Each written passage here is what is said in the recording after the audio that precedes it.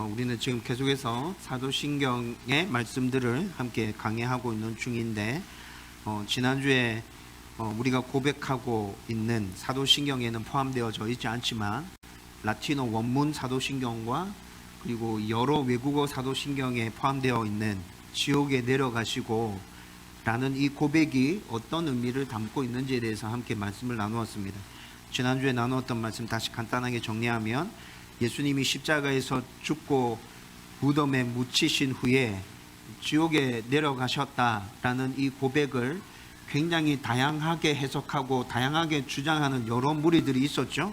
그런데 그 주장들 중에서 잘못된 주장이 많이 있었는데 그들의 공통점은 모두 다 지옥을 장소적인 개념으로 이해하고 예수님께서 진짜 지옥에 내려가셔서 고통 받으신 것, 또 아니면 예수님이 진짜 지옥에 내려가셔서 그곳에서 어떤 일을 행하신 것이라고 주장한다고 했습니다. 그런데 성경 전체의 내용을 쭉 살펴보면서 지옥에 내려가시고 라는 이 부분에 대해서 확실히 근거가 될 만한 성경의 여러 말씀들과 그리고 또 성경의 여러 가지 교리들이 서로 충돌하지 않는 범위 내에서 지옥에 내려가시고 라는 이 고백은 장소적인 개념으로 그 지옥을 이해해야 하는 것이 아니라 비유적인 개념으로 지옥의 고통을 비유해서 의미하고 있는 것이다 라고 해석하는 게 제일 좋다고 말씀드렸습니다.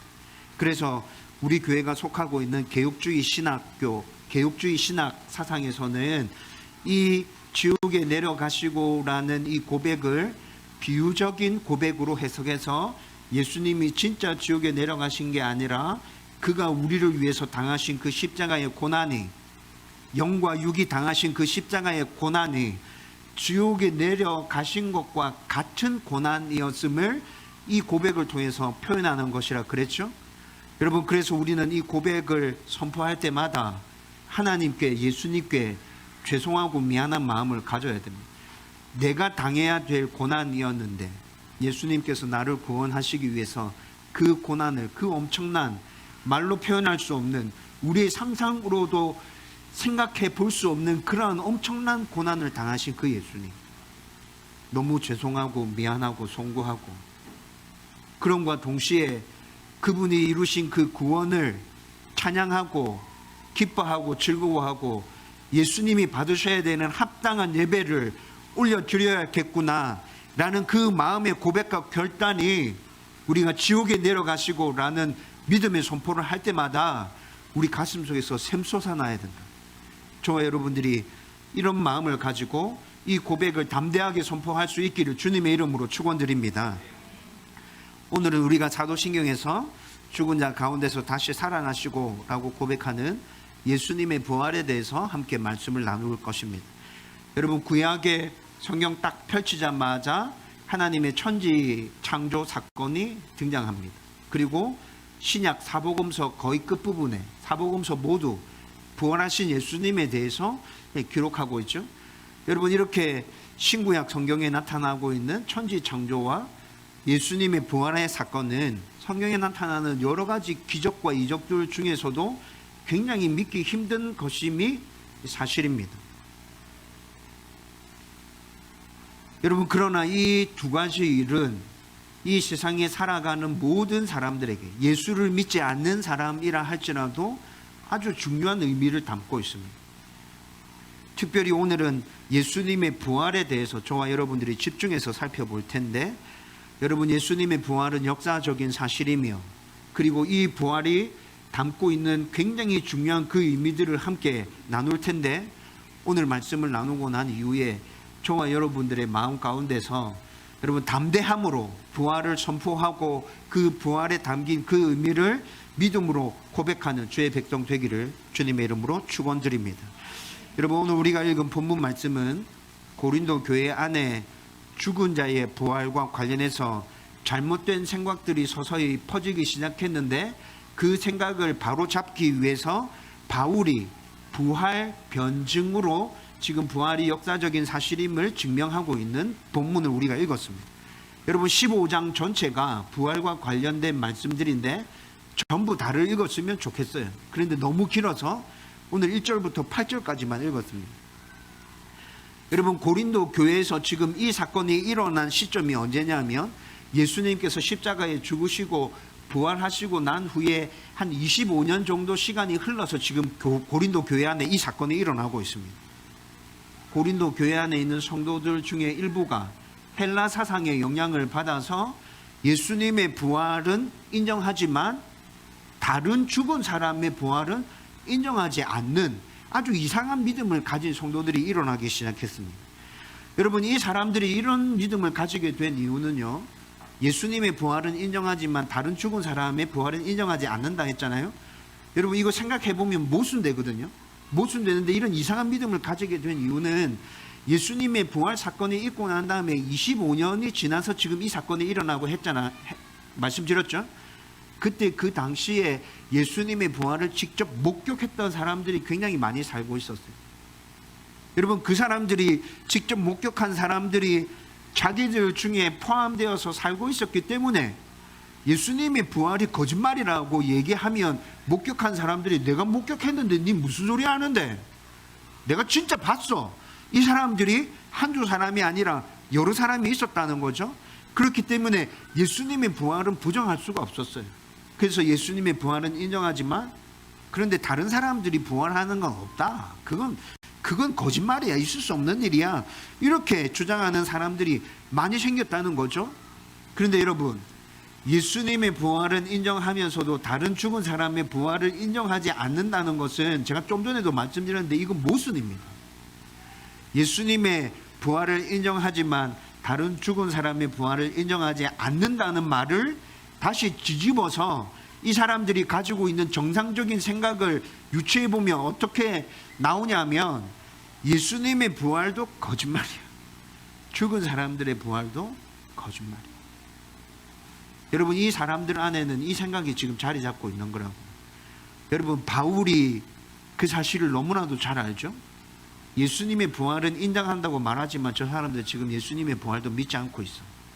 그래서 지금 바울이 고린도전서 15장 아주 긴 말씀이에요. 전체를 통틀어서 예수님의 부활에 대해서 말씀하면서 부활은 사실이야, 그리고 복음의 핵심이에요. 이거 빠지면 우리가 하고 있는 모든 일들은 다 헛짓이야. 바울이 지금 담대하게 변증으로 예수님의 부활이 사실임을 그렇게 증거해 주고 있어요. 여러분, 오늘 우리가 읽었던 말씀 1절 2절 말씀에 보면 바울이 이미 오래전에 한 20여 년 전에 바울이 고린도에 복음을 전했거든요. 그래서 고린도 교회가 세워졌죠. 여러분, 그때 바울이 고린도에 복음 처음 전할 때 그 일을 추억하면서 이들에게 얘기하고 있습니다. 내가 니네들한테 처음에 복음 전했지? 그 복음은 예수님의 십자가 죽으심과 부활하심과 관련된 복음이었다. 그런데 너희들이 그 복음을 들었고 받았고 이해했고 믿어서 너희들이 그리스도 앞에서 굳게 섰잖아. 복음의 핵심은 바로 그거란 말이에요. 그래서 이런 이야기들을 지금 1절과 2절에서 쭉 하면서 3절 말씀에 복음의 핵심 첫 번째는 예수 그리스도께서 우리 죄를 대신해서 십자가에서 죽으신 것, 그것이 복음의 핵심 첫 번째. 그리고 복음의 핵심 두 번째, 4절 말씀에 얘기하고 있죠. 죽음을 이기고 부활하신 것, 이것이 복음의 핵심 두 번째야. 첫 번째와 두 번째 일이 모두 다 일어났기 때문에 우리는 하나님의 자녀로 지금 이 세상을 담대함으로 살아갈 수 있는 거야. 여러분, 지금 바울이 이렇게 얘기하고 있습니다. 그러면서 바울이 강조해서 얘기하고 있는 건 뭐냐면 성경에 이미 이 일이 예언되어져 있었어. 너희들은 구약 성경 지금 믿고 있지? 그런데 이 일이 구약 성경에 이미 예언되어져 있었다고. 그리고 예언되어져 있었던 그 일이 실제로 예수 그리스도를 통해서 실현되어서 일어났어. 그 은혜로 말미암아 우리가 구원받게 된 거야. 여러분, 지금 바울은 고린도 성도들에게 이 이야기를 하고 있습니다. 우리는 여기서 먼저 부활의 역사적인 사실이라는 것에 대해서 살펴볼 필요가 있습니다. 여러분, 이것을 부활 변증이라고 합니다. 부활 변증, 논리적인 논쟁을 통해서 예수님이 부활하신 게 사실이다라는 걸 증명하는 것, 부활 변증이라 합니다. 그런데 제가 다음 교회가 시작되고 난 다음에 지금 5년차 접어들어서 부활과 관련된 설교를 몇 번 했는지 찾아보니까 6번을 했더라고요.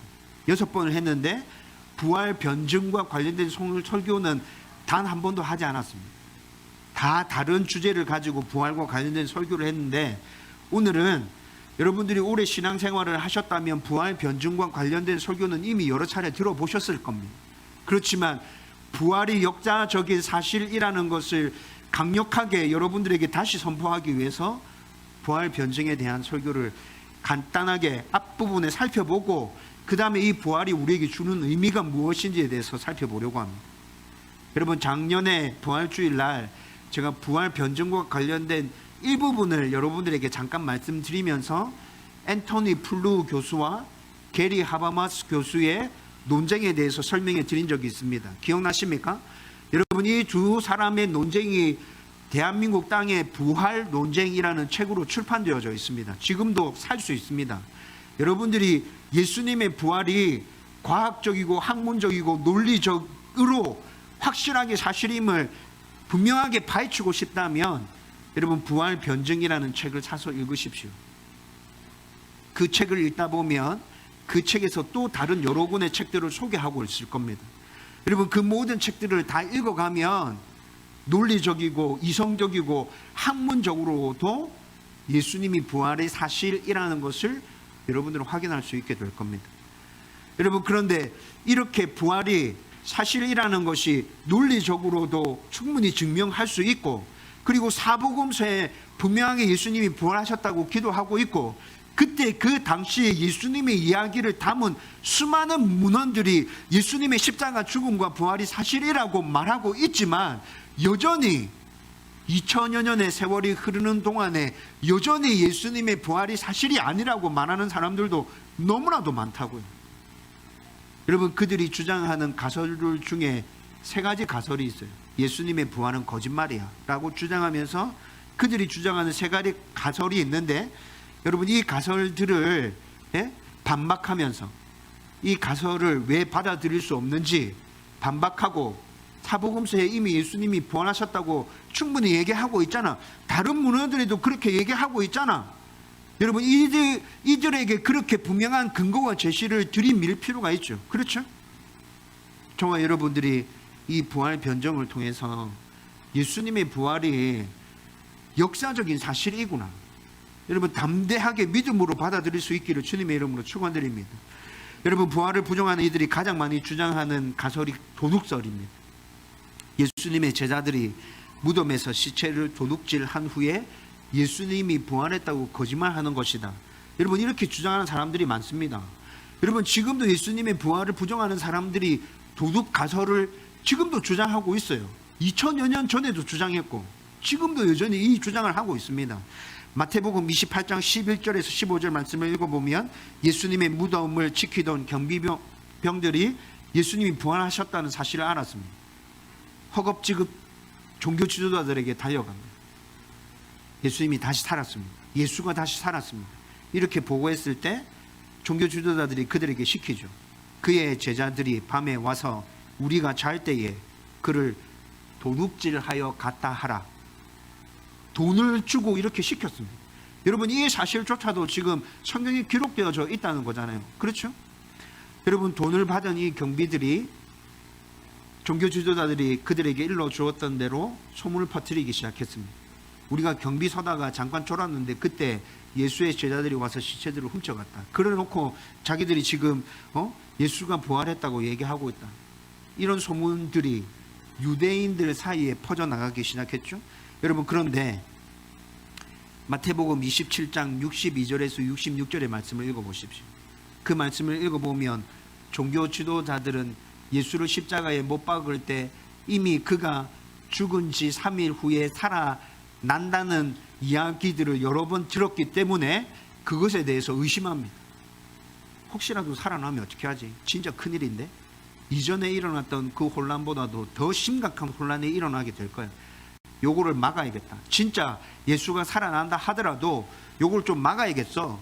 그래서 종교 지도자들이 어떻게 얘기합니까? 빌라도에게 가서 무덤을 지키는 군인들을 내어달라 합니다. 빌라도가 니네들에게 경비병이 있으니까 니네들이 힘써 지켜, 이렇게 얘기하죠. 여러분, 여기서 예수님의 무덤을 지키는 이 경비들은 빌라도가 로마 군인들을 내어주지 않은 것처럼 성경에서는 이렇게 읽혀지는데, 실제로는 로마 군의 용병들이 예수의 무덤을 지켰다고 학자들은 추측합니다. 정식 로마인들은 아닐지라도 돈 주고 산 로마 군의 용병들이 있죠. 그 사람들 시켜서 예수의 무덤을 지키게 했을 거라고 얘기하고 있어요. 여러분, 이 당시 로마 군대 경비대 최소 단위가 16명입니다. 그러면 최소 단위 16명이면 16명이 가서 지금 무덤을 지키는 거죠. 교대로 돌아간다 생각하면 한 번 경비 설 때 8명이 지키는 거예요. 여러분, 그런데 종교 지도자들이 이 일을 굉장히 중요하게 생각했다는 것도 알겠죠. 여러분, 최소 단위가 16명. 제가 생각할 때는 30명 이상의 사람들이 아마 가서 지켰을 거예요. 종교 지도자들이 예수가 다시 부활해서 살아나는 걸 그만큼 두려워했다면, 혹시라도 그 일이 일어나게 될 것이라면 반드시 막아야 된다 생각했다면 엄청나게 많은 군인들을 보냈을 거예요. 여러분, 그런데 그 군인들이 지키고 있다가 경비에 실패했습니다. 어떻게 되죠? 로마 군인들이 경비에 실패하면 어떻게 되죠? 사형입니다. 사형. 여러분, 바울과 실라가 복음 전하다가 감옥에 갇혔습니다. 지진이 나고 옥문이 열렸어요. 간수가 바울과 실라가 도망간 줄 알고 자결하려고 하죠. 자결하려고 했던 이유가 뭐예요? 경비에 실패한 군인은 사형이거든요. 이래도 죽고 저래도 죽으니까 그냥 편하게 내 스스로 목숨 끊고 빨리 죽어버리자. 여러분, 이렇게 된 거잖아요. 이때 이 당시에 예수님의 무덤을 지켰던 로마 군인들도 자기들이 경비에 실패하면 사형이라는 걸 알고 있었어요. 그래서 예수님이 부활하셨을 때 누굴 찾아가요? 군대에 소속되어 있는 무리들이면 보고체계가 어떻게 됩니까? 자신의 상관을 찾아가야죠. 그렇죠? 그런데 이들이 예수님이 부활하셨다는 사실을 알았을 때 누굴 찾아가요? 종교 지도자들을 찾아가요. 여러분, 경비에 실패했다. 내가 지금 상관에게 가서 보고하면 나는 죽는다. 그런데 이걸 어떻게 해결할까 고민하다가 종교 지도자들에게 찾아가면 뭔가 답이 있을 것 같다. 그래서 이들이 종교 지도자들을 지금 찾아간 거라고요. 종교 지도자들을 찾아갔을 때 답이 나왔죠. 돈 주면서 이렇게 소문내라. 그러면 그 뒤에 일어날 일에 대해서는 니네 상관한테 얘기해가지고 내가 잘 처리해 줄게. 여러분, 이것까지도 성경에 기록되어져 있습니다. 성경에 그것까지도 기록되어져 있어요. 여러분, 상황이 이렇게 돌아갔는데 예수님의 제자들이 예수님의 시체를 훔쳐갔어. 여러분, 이게 지금 타당한 주장인 것 같습니까? 설득력이 너무 떨어지죠. 여러분, 예수님이 부활하신 게 아니라고 주장하는 두 번째 가설은 기절설입니다. 예수님이 십자가에서 실제로 죽었던 것이 아니라 너무 고통스러워서 정신을 잃고 잠시 기절했는데 서늘한 무덤에 장사 지내고 난 다음에 거기서 정신이 들어서 깨어난 것이다. 죽은 게 아니야, 기절했던 거야, 이렇게 얘기하는 사람들이 있죠. 그런데 2주 전에 장사된 지라는 그 고백에 대해서 살펴볼 때 아리마대 사람 요셉이 빌라도에게 가서 당당하게 예수님의 시체를 요구하죠. 내가 달라고 요구합니다. 그때 이미 빌라도와 예수님의 십자가형을 담당했던 로마 관리들과 십자가형을 직접 진행했던 로마 군인들이 예수님의 죽음이 사실이라는 것을 확인했습니다. 그래서 예수님의 무릎이 꺾이지 않았던 것이죠. 여러분, 제가 2주 전에도 설명해 드렸잖아요. 십자가에 달린 사람의 사인이 뭐라고요?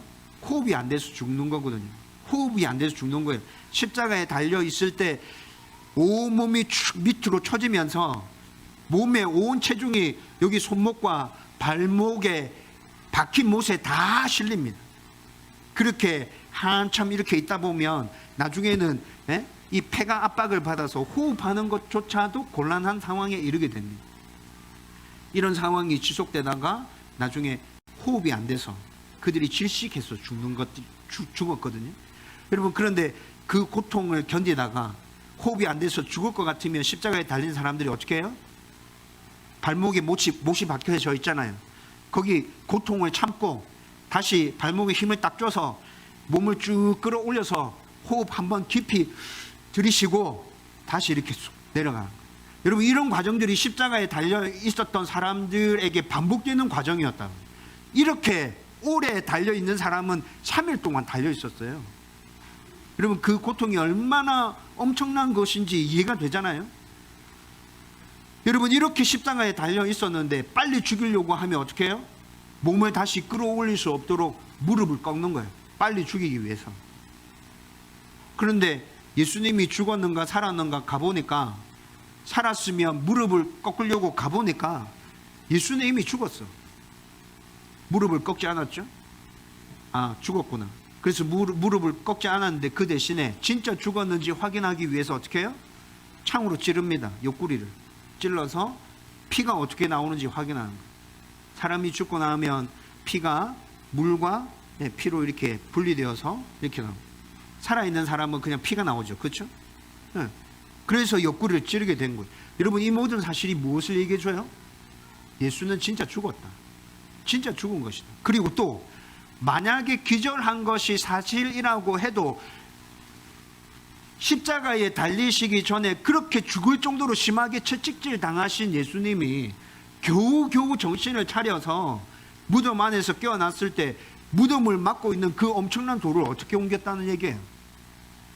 그 돌을 옮겼다 치더라도 밖으로 나와서 밖에 지키고 있는 로마 군인들을 어떻게 피해서 도망갔다는 얘기입니까?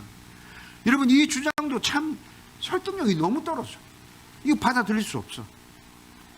여러분, 세 번째로 예수님의 부활을 거짓이라고 주장하는 사람들이 내세우는 가설은 환상설입니다. 예수님을 너무 사모하던 제자들이 예수님의 죽음 뒤에 그분을 사무치게 그리워한 결과 환상을 보았다라고 주장하는 것이죠. 여러분, 그런데 제자들은 예수님이 십자가에 달리실 때 어떻게 했습니까? 겁에 질려서 전부 다 도망갔습니다. 겁에 질려서 전부 다 도망갔고, 부활하시고 난 다음에 예수님이 부활하셨다고 제자들을 찾아다니면서 알려주시죠. 그런데 부활하신 예수님을 만난 후에도 제자들은 어떻게 해요? 고기 잡으러 가요. 고기 잡으러. 여러분, 이런 모습들을 종합해서 살펴보면 제자들에게는 예수님에 대한 그리움이 큰 것보다는 지금 예수님의 십자가 사건과 부활 사건이 일어났을 이 당시에는 예수님이 저주의 십자가에 달렸다는 그 상실감이 더 컸어요. 여러분, 저주의 십자가에 대해서 제가 말씀드렸죠? 여러분, 제자들이 왜 이렇게 반응하는지, 십자가를 이때 이 당시에 유대인들이 어떻게 생각했는지에 대해서 설명해 드렸잖아요. 지금 제자들에게 십자가에 달린 예수님, 어떻게 예수님이 십자가에 달릴 수 있지? 여러분, 그 상실감이 제자들에게는 더 컸어요. 환상이 보일 정도로 그리워한 게 아니에요. 여러분, 이것뿐만이 아니라 부활하신 예수님이 어떻게 나타나시죠? 모여있을 때 딱 한 번 나타나시고 끝났습니까? 부활하신 예수님께서 때로는 한 사람에게 나타나십니다. 때로는 몇 사람이 모여있는 무리 가운데 나타나십니다. 때로는 많은 사람들이 모여있는 곳에서 나타나셨습니다. 그리고 나타나신 장소도 모두 다 다릅니다. 나타나신 상황도 모두 다 다릅니다. 여러분, 이런 모든 것들을 생각해 보면 환상을 봤다고도 얘기할 수 없어. 환상을 봤다고 얘기하고 싶으면 그렇게 다른 상황 가운데서 다른 때에 각각 다른 모습으로 다 나타나셨던 그 모든 사람들이 다 환상을 본 것이라고 얘기해야 되는데, 그러기에는 너무 무리가 있다는 것이죠. 여러분, 방금 말씀드렸던 예수님의 부활을 거짓이라고 주장하면서 사람들이 펼치는 이 가설들, 여러분 어떠세요? 받아들일 수 있겠어요? 이해가 되십니까? 설득력이 있습니까? 논리적이고 이성적입니까? 받아들일 수 없어요. 여러분, 예수 믿지 않는 사람들은 둘째치고라도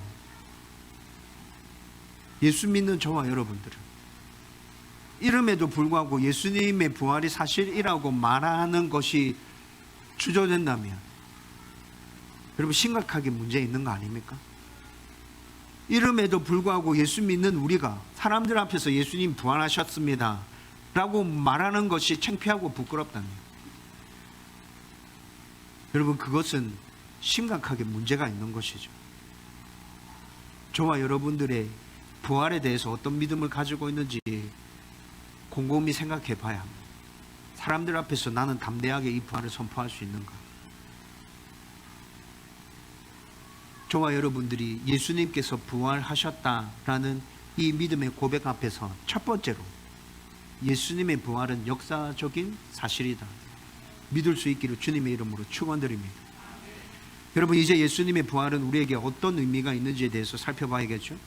예수님이 부활하신 것이 분명한 사실이라도 우리와 상관없는 일이라면 그건 별로 중요한 일이 아니잖아요. 그런데 성경 전체에서 뭐라 얘기합니까? 예수님의 부활은 이 세상에서 살아가는 모든 사람들에게 있어서 굉장히 아주 너무도 중요한 일이라고 선포하고 있습니다. 여러분, 예수님이 우리 죄에 대한 형벌을 대신 짊어지시고 십자가에서 죽어주셨지만 죽는 것으로 죄의 문제가 완전하게 해결되는 것은 아닙니다. 여러분, 이것은 제가 설명드린 적 있는데 이 세상의 삶에서도 마찬가지입니다. 여러분, 세상에서도 죄를 지으면 재판을 받고 난 다음에 형을 받아서 살잖아요. 그렇죠? 그렇게 형을 받아서 살고 난 다음에 풀려나면, 죄값을 다 치르고 난 다음에 풀려나면 그 사람에게 따라다니는 건 뭡니까? 정과라는 것이 남아있어서 여러분, 그 정과가 드러날 때마다 이 사람은 굉장히 곤란한 상황에 처하게 됩니다. 여러분, 세상적인 법으로 따져봤을 때 이 사람이 지은 죄에 대한 죄값이 덜 치루어져서 그런 겁니까? 뭔가 남아있어서 그런 거예요?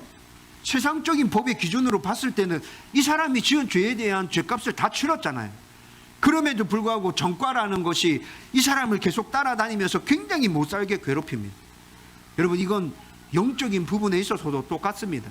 예수님이 우리 죄를 대신 짊어지시고 십자가에 죽어주셨지만 그렇게 죽는 것으로만 끝난다면 죄의 영향력이 우리 안에 남아있어서 그것이 계속 우리를 괴롭히게 된다고요. 죄에 대한 모든 문제가 완벽하고 깨끗하게 해결되어지기 위해서는 어떻게 해야 됩니까? 죄의 결과, 죄의 영향력까지도 깨끗하게 다 정리되어야만 합니다. 여러분, 이 문제를 해결해 주시기 위해서 예수님께서 십자가에 죽으셨고 그 다음에 죽음을 이기고 다시 부활하신 것입니다. 그래서 예수님의 부활은 우리는 담대하게, 예수님의 부활의 의미가 뭡니까? 누군가 이렇게 물어본다면 다른 건 다 말하지 못해도 우리는 담대하게 이 한 가지는 분명하게 선포해야 합니다. 예수님의 부활은 죄에 대한 완전한 승리입니다. 예수님이 부활하심으로 죄에 대해서 완전하게 이기셨어요. 끝났어요. 죄의 결과는 더 이상 우리를 괴롭히지 못해요. 죄는 더 이상 우리에게 영향력을 행사하지 못합니다. 여러분, 이렇게 담대하게 고백할 수 있어야 된다는 것이죠. 여러분, 예수님의 부활은 복음의 핵심이었다고 말씀드렸죠. 여러분, 그래서 바울이 지금 오늘 우리가 읽었던 본문 말씀에서 예수님 십자가 죽으심과 함께 부활을 설명하면서 부활이 있었기에, 예수님이 이렇게 죄에 대해서 완전하게 승리해 주셨기에 우리가 더 이상 죄의 노예 생활하지 않고 마귀의 노예 생활하지 않고 하나님의 자녀로 이렇게 살아갈 수 있는 거야 라고 지금 말해주고 있다고. 그러면서 이 일은 성경에 이미 예언되어져 있었어. 예수님의 부활까지도 이미 예언되어져 있었어. 예수님의 십자가 죽음만 성경에 예언되어져 있었던 것이 아니라 예수님의 부활까지도 같이 예언되어져 있었어. 시편 16편 10절, 이사야 54장 7절, 요나서 1장 17절, 여러분 기타 등등 성경을 찾아보면 여러 곳에서 예수님이 십자가에서 죽으시고 난 뒤에 3일 지나고 부활하실 것이라고 말씀해 주고 있습니다. 이렇게 예수님의 부활은 그분의 십자가 죽음과 함께 복음의 핵심이고 반복적으로 예언된 일이고 분명히 성취된 일이지만, 예수님 부활 사건이 있고 난 다음에 25년이 지난 후에 예수님 부활을 부정하는 사람들이 교회 안에서 생겨났다고.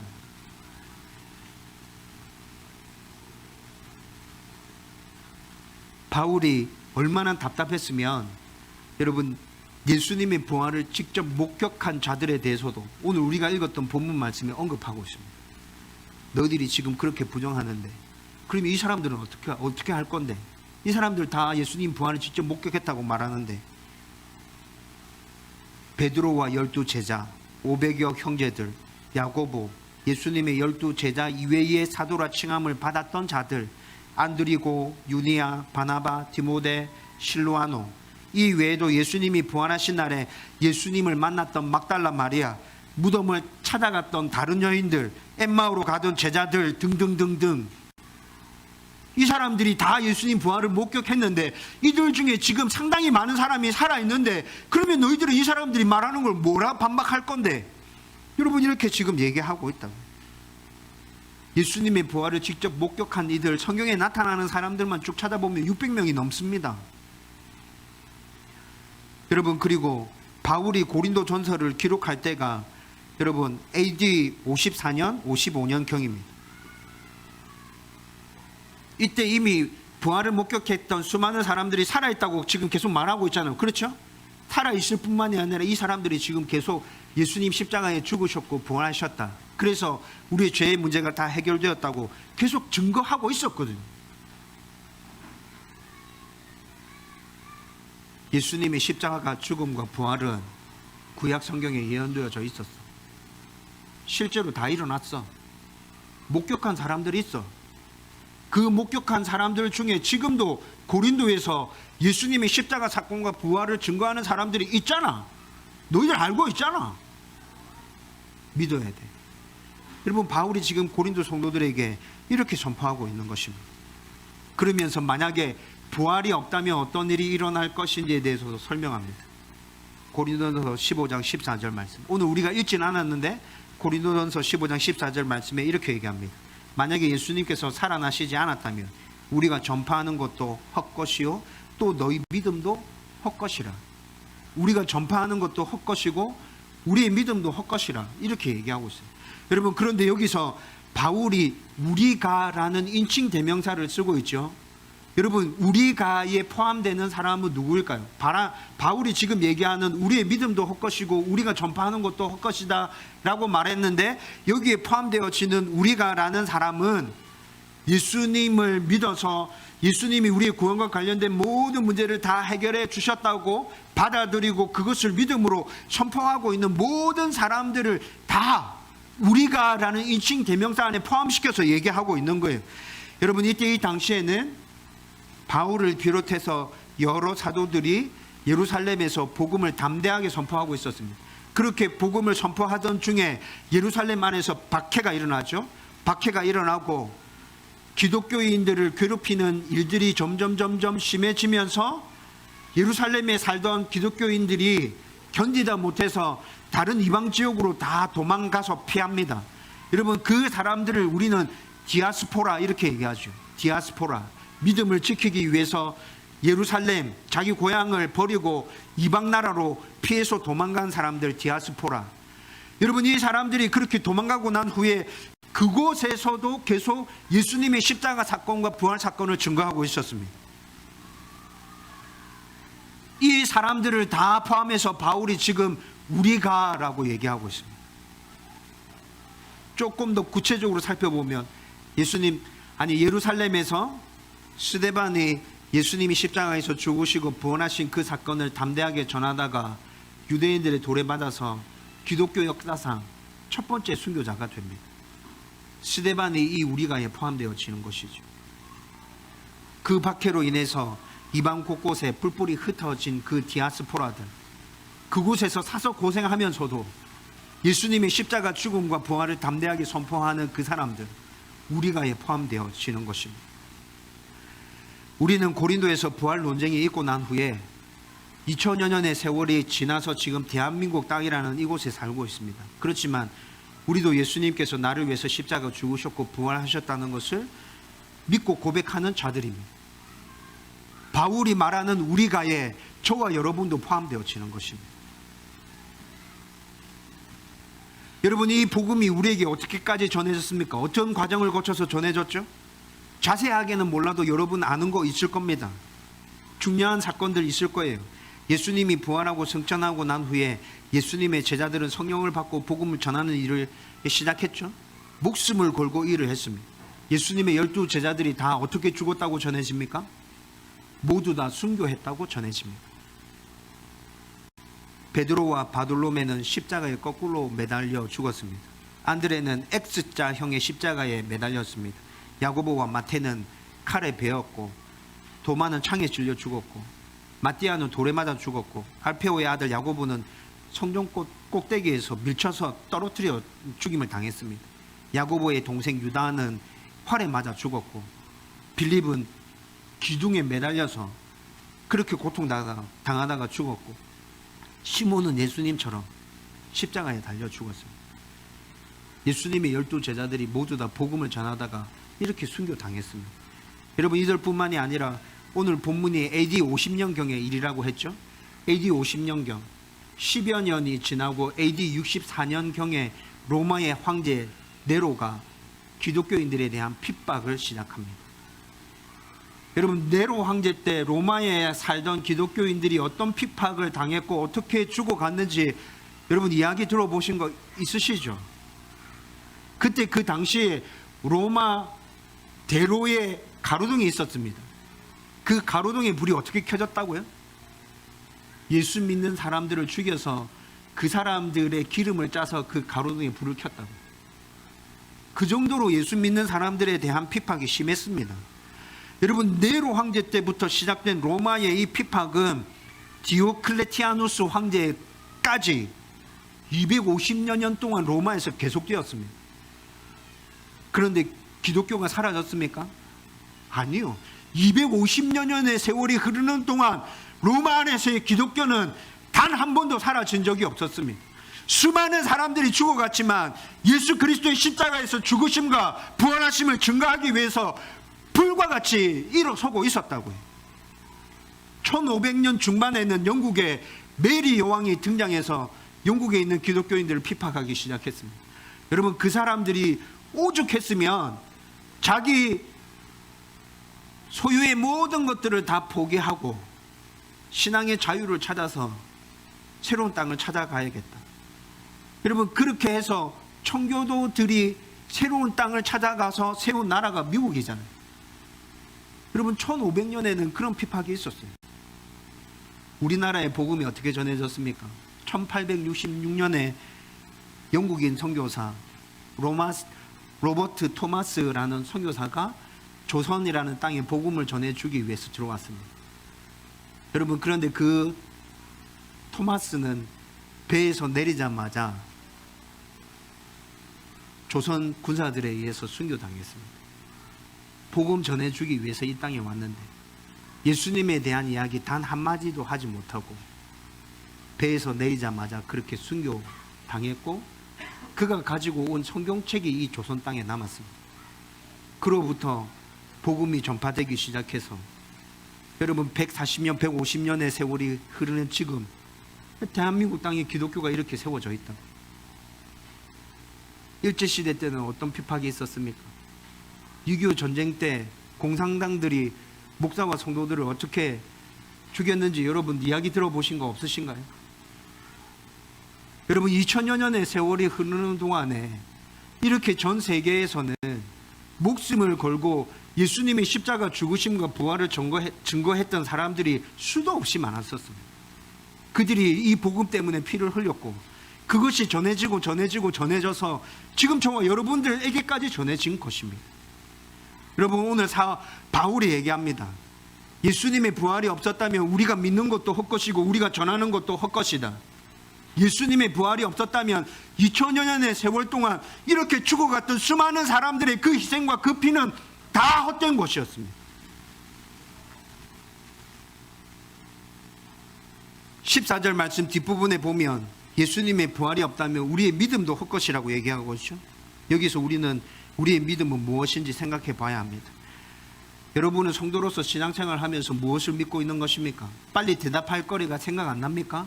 그러면 지금 우리가 나누고 있는 사도신경 말씀을 떠올려 보십시오. 예수 믿는 사람들은 이걸 믿고 있는 거예요.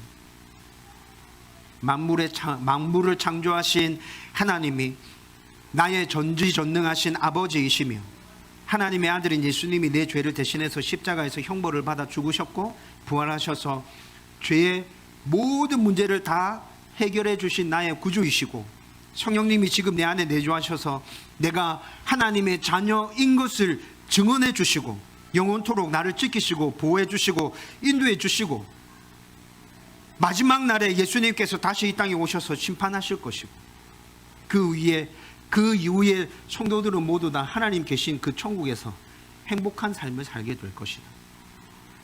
여러분, 사도신경을 통해서 우리가 고백하고 있는 내용이 이것이죠. 이것이 예수 믿는 사람들이 믿고 고백하는 핵심입니다. 그런데 예수님의 부활이 없으면 우리의 죄의 문제는 해결되어지지 않습니다. 예수님께서 우리 죄 때문에 대신 죽었다고 해도 죄의 결과인 죽음까지 온전하게 해결하지 못한 것이면 우리는 여전히 죄의 굴레 아래에 있는 것이라고.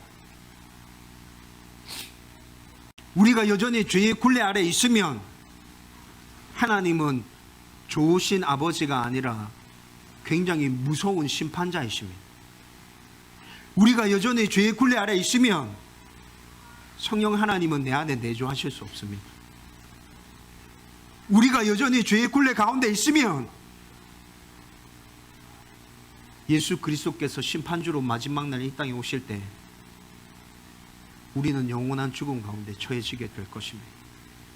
그런데 이 모든 문제를 예수님의 부활로 말미암아 다 해결했다는 것입니다. 여러분, 다른 거 다 기억 못해도 좋습니다. 예수님의 부활은 역사적인 사실이다. 예수님의 부활은 죄에 대한 완전한 승리였다. 저와 여러분들이 이 사실만이라도 분명하게 믿음으로 고백할 수 있기를 주님의 이름으로 축원드립니다. 이제 말씀을 정리하려고 합니다. 여러분, 조금 전에 아주 간단하게 언급해 드렸는데 예수님의 부활이 담고 있는 그 의미들은 성경에서 굉장히 다양하게 여러 가지를 말씀해 주고 있어요. 우리가 오늘 굉장히 강조해서 제가 여러분들에게 선포하고 함께 나누었던 예수님의 부활은 죄에 대한 완전한 승리, 예수님 부활이 담고 있는 의미죠. 여러분, 이것뿐만이 아니라 예수님께서 부활하셨기 때문에 우리는 하나님의 자녀로서의 성화된 삶을 살아갈 수 있는 거예요. 첫 출발이에요. 성화된 삶의 첫 출발. 예수님의 부활이 있었기 때문에 우리도 마지막 날 부활할 것임에 대해서 믿을 수 있는 거예요. 예수님이 부활의 첫 열매가 되어 주셨다. 우리도 마지막 날 예수님과 같이 부활하게 될 것이다. 예수님께서 부활해 주셨기 때문에 우리 가운데 성령님이 내주하셔서 우리를 지키시고 보호하는 거예요. 여러분, 이렇게 부활과 관련해서는 굉장히 다양하고 아주 중요한 의미들이 있습니다. 여러분들이 오래 신앙생활 하셨고 예수님의 부활하신 그 의미가 무엇인지 다양하게 알고 믿고 고백하고 있는 성도라면 사흘 만에 죽은 자 가운데서 다시 살아나시고 나는 이 고백을 선포할 때마다 여러분들이 알고 있는 그 부활의 모든 의미들을 다 담아서 선포하십시오. 예수님의 부활은 나에게 이런 의미입니다. 그런데 지금까지 예수님의 부활이 이런 것인지 정확하게 몰랐다면 여러분, 많은 것들을 한꺼번에 생각하려고, 기억하려고, 떠올리려고 노력하지 마세요. 오늘 저와 여러분들이 나눈 거 이 한 가지만 붙드십시오. 예수님의 부활은 역사적인 사실이고 예수님의 부활은 죄에 대한 완전한 승리이다. 그로 말미암아 나는 자유로운 하나님의 백성이 되었다. 이 한 가지만이라도 정말 믿음으로 담대하게 선포하자고. 예수님의 부활은 죄에 대한 완전한 승리였습니다. 할렐루야!